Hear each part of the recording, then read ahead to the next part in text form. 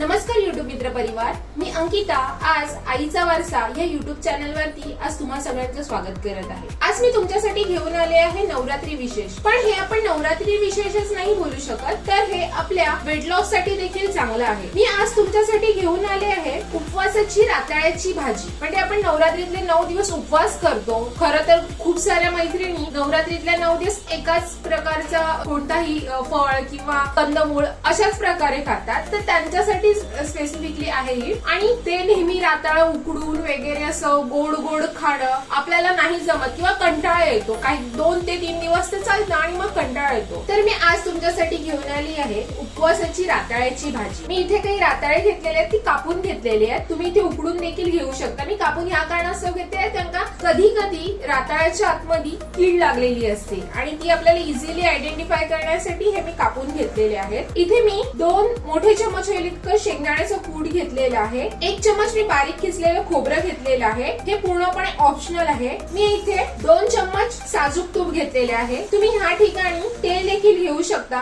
पण उपवासाच्या दिवशी मी एवढंच म्हणते, खाईन तर तुपाशी नाहीतर उपाशी, म्हणून मी आज साजूक तूप घेतलेलं आहे। आणि खरं बघायला गेलं तर साजूक तूप आपण जेव्हा कोणत्याही पदार्थात घालतो त्याची एक वेगळीच चव येते। आणि ह्याच्यामध्ये आणि जर आपण साजूक तूप वापरतोय तर साजूक तूप आपल्या शरीरातील बॅड कोलेस्ट्रॉल कमी करतं आणि चांगलं कोलेस्ट्रॉल वाढवतं। इथे मी काही ड्रायफ्रुट्स घेतलेले, तसेच बदाम, काजू आणि मनुका घेतलेले। हे पूर्णपणे ऑप्शनल आहे। इथे मी हे उपवासाचं मीठ घेतलेलं, सेंधा मीठ म्हणतात त्याला। 3 ते 4 मी हिरव्या मिरच्या बारीक कापून घेतलेल्या आहेत। इथे जिरा घेतलेला आहे आणि काही कढीपत्त्याची पानं। आणि बघायला गेलं तर रताळा जे आहे हे टॉप 10 सुपर फूड लिस्ट मध्ये 10व्या क्रमांकावर येतं। पण आपल्या सर्वसामान्यांच्या खिशाला परवडणाऱ्या पदार्थांमध्ये रताळ्याचा नंबर 2ऱ्या क्रमांकावरती येतो। तर जरूर तुम्ही कोणत्या ना कोणत्या मार्गाने राताळ खायला सुरुवात करा। आणि राताळ आपल्या शरीरातील आणि आपल्याला राताळ्यातून पोटॅशियम, मॅग्नेशियम, खूप साऱ्या प्रकारचे विटॅमिन्स मिळतात। त्याचप्रमाणे राताळ्यामध्ये 0 फॅट आहे, त्याच्यामुळे ही रेसिपी तुम्ही वेट लॉस मध्ये देखील खाऊ शकता आणि इझिली रताळ खाऊन वेट लॉस करू शकता। त्याचप्रमाणे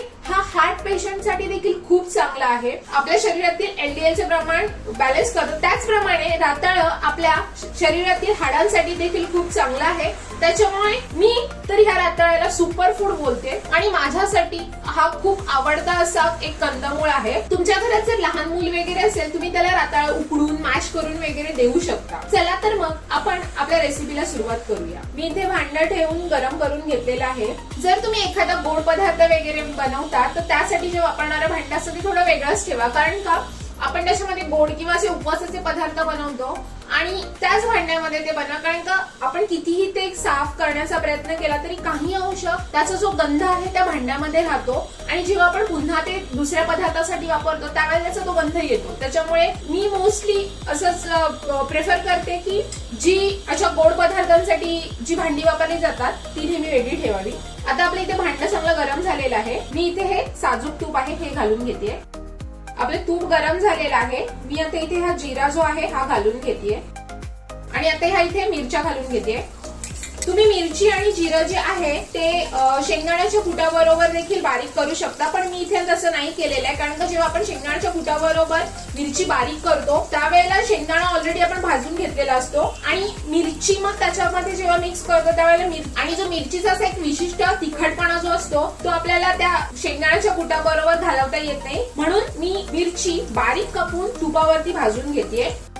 आपल्या मिरच्या भाजल्या गेलेल्या आहेत, त्यांना काही भाजायला एवढा वेळ लागणार नाहीये। आता मी हा कढीपत्ता घालून घेते आणि हे चवीनुसार मी मीठ घेतलेलं आहे ते ह्याच्यामध्ये घालून घेते। मीठ तुपामध्ये चांगलं विरघळलं गेलं की मग आपण जेव्हा त्याच्यामध्ये राताळे घालतो तर ते राताळ्याला चांगलं असं लागलं जातं। आता मी ही राताळी घालून घेते।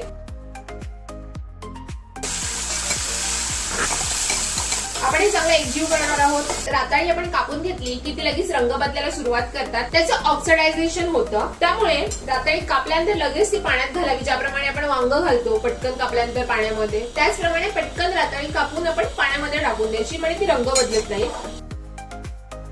आणि कोणतंही फूड जे सुपर फूड आपल्याला आयडेंटिफाय करायचं असेल तर बेस्ट ऑप्शन हेच आहे की ते पदार्थ आपण जेव्हा कापतो आणि कापल्यानंतर त्याचा रंग लगेच बदलत असेल, ऑक्सिजन बरोबर त्याचा कॉन्टॅक्ट आल्यानंतर त्याचा रंग लगेच बदलत असेल, म्हणजे ते फूड जे आहे ते सुपर हेल्दी आहे. म्हणजे जसं आपलं ऍपल जे आहे, आता हे मी चांगलं एकजीव करून घेतलेलं आहे. आता मी ह्याच्यावरती झाकण ठेवणार आहे आणि 5 मिनिटं आपण ह्याला वाफेने शिजवणार आहोत आणि झाकणावरती थोडं पाणी घालणार आहोत, कारण झाकणावरती आपण पाणी घालतो आणि पदार्थातली जी वाफ आहे ती ह्या पाण्याच्या कॉन्टॅक्ट मध्ये येते आणि पुन्हा ती वाफ पाण्यामध्ये रूपांतर होऊन त्याच भांड्यात जाते. त्यामुळे तो आतला जो पदार्थ आहे तो लवकर जळत नाही. आता आपण इथे 5 मिनिटं त्याला वाफेने शिजून देणार आहोत. गॅस इथे मीडियम फ्लेम वरतीच ठेवा, फास्ट करून घेऊ नका, कारण फास्ट केलात तर ते खाली जळण्याची शक्यता आहे. आपण पाहू शकता हलकी हलकी वाफ यायला सुरुवात झालेली आहे. इथे पाण्यावरती चांगली वाफ यायला लागलेली आहे आणि हे जे पाणी आहे त्याला छोटे छोटे पाण्याचे बबल्स आलेले आहेत. तर आपण हे भांडं काढून एकदा मिक्स करून घेणार आहोत.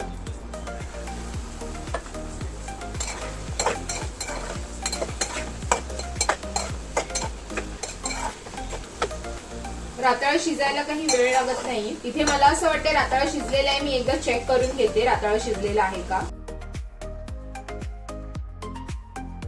काही फोडी शिजलेल्या आहेत, काही फोडी नाही शिजलेल्या आहेत. आता ह्यामध्ये हे मी ड्रायफ्रुट्स घालून घेते. ड्रायफ्रुट्स पूर्णपणे ऑप्शनल आहेत. त्याचबरोबर इथे मी 1 चम्मच ओलं खोबरं घेतलेलं आहे खिसलेलं आणि शेंगदाण्याचं कूट घेतलेलं आहे. दोघांपैकी काही एक घाला, हे पूर्णपणे ऑप्शनल आहे. आपण हे कूट ह्याच्यामध्ये ह्या कारणास्तव घालणार आहोत की आपण ह्याच्यामध्ये तूप घातलेलं आहे आणि राताळ ते पूर्णपणे स्वतःमध्ये खेचून घेणार नाहीये. मग ज्या वेळेला आपण शेंगदाण्याचं कूट घालतो तर त्याला प्रॉपरली एक बाइंडिंग मिळतं आणि जे काही आपण घातलेलं साजूक तूप आहे ते शेंगदाणे स्वतःमध्ये एकजीव करून घेतात. ऑलमोस्ट ही झालेलीच आहे भाजी. आता हे मी मिक्स केलेलं आहे ड्रायफ्रुट्स वालं. मी आता हे ह्याच्यामध्ये घालून घेते आणि हेच झाकण मी ह्याच्यामध्ये ठेवून हार्डली 1 ते 2 मिनिटं वाफ घेणार आहे. आणि आपली 2 मिनिटं झालेली आहेत. मी हे झाकण काढून घेते. मी खोबरं आणि शेंगदाणा घातल्यानंतर लगेच मिक्स केलेलं नाहीये, कारण कसं ते मी मिक्स केलं असतं तर ते भांड्याला लागून करपलं असतं, कारण आधीच आपण शेंगदाणे भाजून घेतलेले आहेत. आता हे मी मिक्स करते आणि गॅस बंद करून घेते. त्याचा गंध तर खूप छान दरवळतोय आणि ही भाजी दिसायला देखील खूप सुंदर दिसतीये. तर मग मैत्रिणींनो, ही आपली उपवासाची रताळ्याची भाजी तयार आहे. ही भाजी तुम्ही उपवासाला एकदा जरूर ट्राय करा. जर कोणी उपवास करायला मागत नसेल, जर तुमचा उपवास करायचं मन नसेल, त्यावेळेला ही भाजी जरूर ट्राय करा. तुम्हाला नक्कीच उपवास करायला मन करेल. आणि उपवास हा माणसाने करणं गरजेचं आहे. शास्त्रामध्ये देखील उपवासाचे खूप चांगले महत्व सांगितलेले आहेत आणि आपण त्या उपवासाच्या दिवशी असं काही सात्विक आणि पौष्टिक अन्न खातो ते आपल्या शरीरासाठी खूप फायदेशीर असतं. त्यामुळे मी असं सांगू इच्छिते, तुम्ही नेहमी नाही पण महिन्यातून एकदा तरी एखादा उपवास जरूर करा. तर मग मंडळी, आपल्या सुपरफूड रताळ्याची झटपट अशी तयार होणारी उपवास स्पेशल नवरात्री विशेष भाजी तयार आहे. ही भाजी या नवरात्रीमध्ये तुम्ही नक्की ट्राय करा आणि मला तिची चव कमेंट बॉक्स मध्ये कळवा. आणि अशाच नवनवीन आणि हेल्दी फूडच्या माहितीसाठी आणि नवीन रेसिपी पाहण्यासाठी आपला आईचा वारसा या युट्यूब चॅनलला सबस्क्राईब करा. थँक्यू. पुन्हा भेटूया अशा नवीन एका व्हिडिओमध्ये.